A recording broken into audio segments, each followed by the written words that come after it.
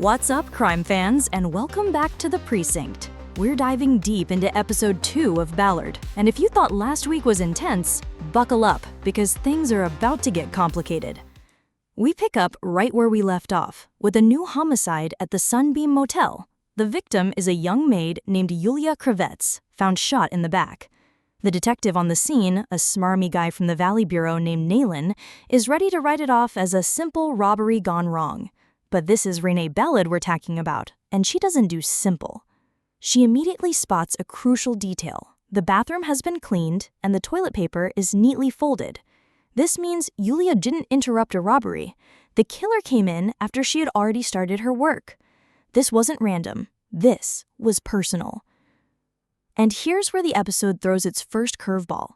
Ballard realizes this is the same motel where her other victim, the John Doe with the missing baby, was last seen alive.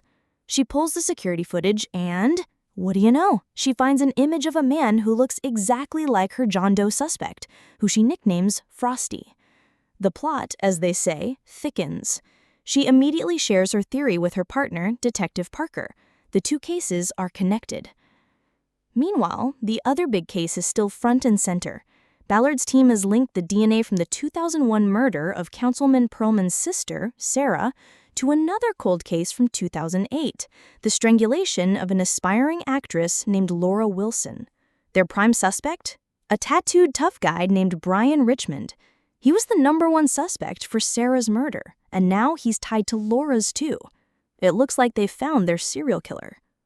Or have they? In a tense meeting, Councilman Pearlman drops a bombshell. He's been tracking Richmond for years and reveals a rock-solid alibi. When Laura Wilson was murdered in 2008, Brian Richmond was on a tour of duty in Iraq. This completely shatters the case. The DNA doesn't lie, but the alibi is airtight.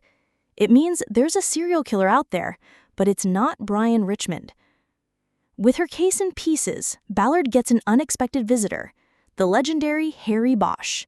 He was the original investigator on the Laura Wilson murder, and he never believed the case was as simple as it looked. He tells Ballard he suspected Laura's acting coach, Harmon Harris, and another student, Adam Lennox, of the murder, but their alibis were too perfect, almost rehearsed. He hands over his old murder book, giving Ballard a fresh set of eyes on a case everyone else gave up on. Back on the Yulia Kravetz case, the team gets a lead on their suspect, Sean Frosty Wright. They raid a drug den where he's known to squat. What follows is a chaotic, heart-pounding chase through the house and across the rooftops, ending with Ballard tackling Frosty on the street right in front of a busload of school kids. It's a brutal, messy takedown that leaves Ballard with a bloody nose, but her suspect in cuffs.